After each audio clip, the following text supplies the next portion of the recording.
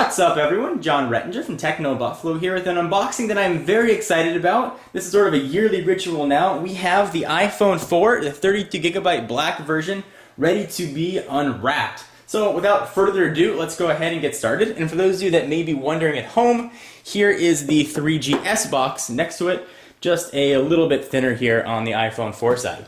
So of course, we will use the big old knife to dig in. Go ahead and cut through the packaging. And the way the box looks is very familiar to older generation iPhones. It's got a picture of the device on the front, Apple logo, iPhone 4, and then some specs on the back. But enough about the box, it's what's inside that counts. Go ahead and open it up.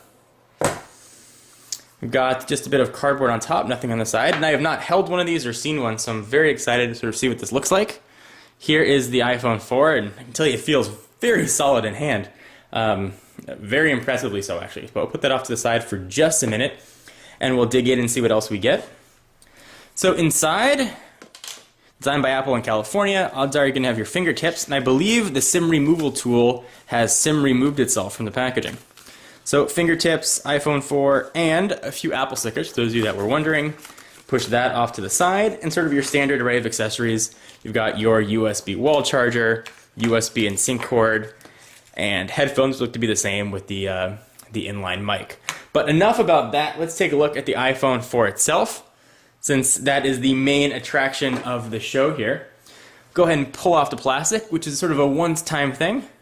That sort of satisfying whooshing noise. And the thing is very, very thin, and feels really nice in the hand.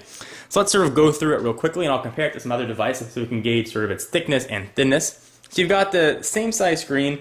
It's sort of been the standard iPhone thing for a while now. A home button, which feels a bit clickier. You're front facing, I believe that's a VGA camera. There is your speaker and the microphone port, one on the bottom, one on top. On the left-hand side, you've got those new volume buttons, sort of are a little bit larger, a bit of a difference. And you've got your new profile switcher right at top. There is one of the antenna bands on the left-hand side, and you've got the other antenna band on the right. For those of you guys that might not know, Apple actually integrated the antenna into the stainless steel of the phone, which should help with reception. And speaking of the side of the phone, you've got your micro SIM card right there at the little hole for a paper clip to pop out the micro SIM card.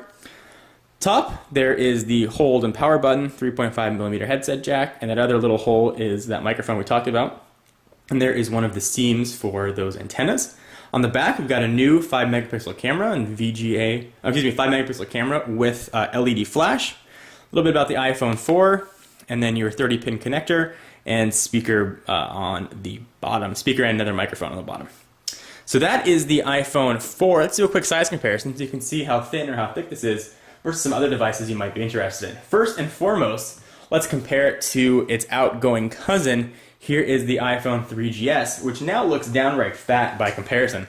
Let's put these two on top of each other, and you can see the thickness or thinness.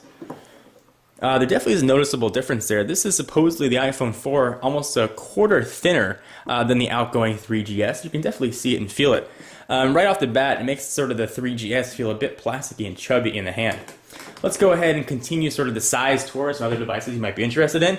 Here is the much, much larger Evo 4G. It looks like the grandfather or the father here to the children because it's so big, but it is a very thin device. Let me go ahead and show you the thinness of it. You can go ahead and compare and see how it's going to fit in your pocket. So there is the Evo. Next up, we'll compare it in size to the Droid Incredible for Verizon. And pretty similar in size, actually.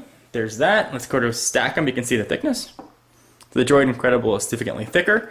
And finally, the last phone that you guys may be considering is the Nexus 1. These are all sort of Android devices.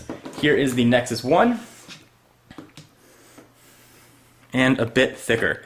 So I'm going to go ahead and dig into the iPhone 4. Certainly there'll be a ton of coverage coming up today, tomorrow, the next days. We'll be walking through all the features, doing full reviews and demonstrations. Anything in particular that you want to see of the iPhone 4, be sure to leave your comments. And be sure to check out technobuffalo.com for all of your tech news and to make your own tech subblog. Even monetize it and make some bucks or talk to other users in our built-in social network. I am John Rettinger, and I will see you in the next video.